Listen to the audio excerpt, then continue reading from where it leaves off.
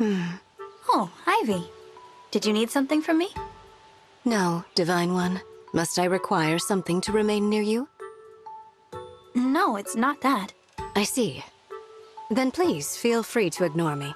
I would, but it's difficult to ignore the anger on your face. The Kingdom of Elusia worships the Fell Dragon, doesn't it? If that's the case, I can certainly see why you would feel uncomfortable around me. You can't imagine how I feel.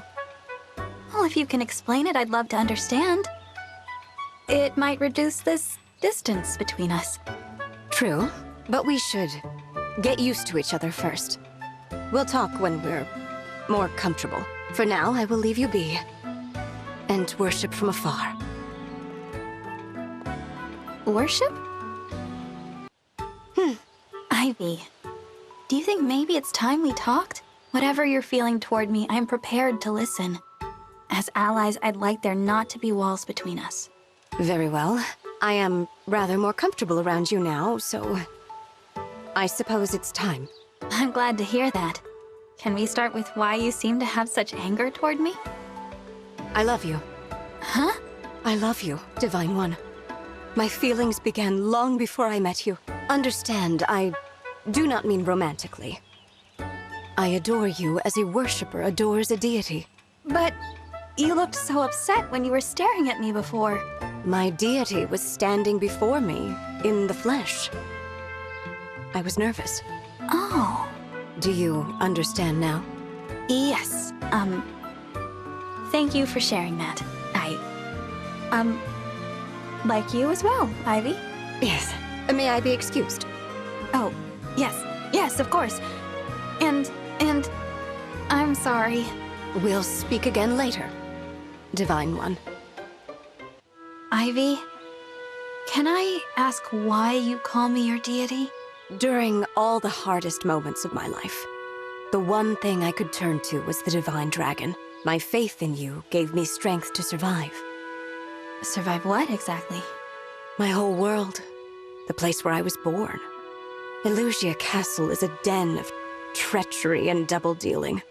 No one is safe there, and the worst part is, I had no escape. My mother was at the center of every scheme.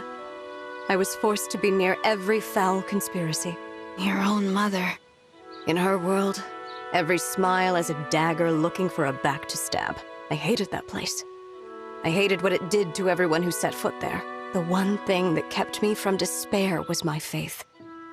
My faith in the Divine Dragon. But why me? At first, I worshipped merely to be contrary. They chose the Fell Dragon, so I chose Divine. It was a small, invisible act of rebellion. But it was what I needed. The more I thought about you and your life, the more I knew I didn't belong in the castle. I'm glad to have been some help, if only indirectly. Forgive me. To experience your kindness in such a familiar way is an intense thing for me. Could you please act a little more like a deity? Understood. I'll try to be more considerate. In all seriousness, Divine One, you are my strength, even now. Thank you. This is where you wanted to meet, Divine One? Why all the way out here? What could you possibly be planning? I have something important to talk to you about. That doesn't explain why you picked this place. I would happily speak with you anywhere. I wanted to be alone with you. I see. Well, here we are. Are you okay? You're blushing. I am.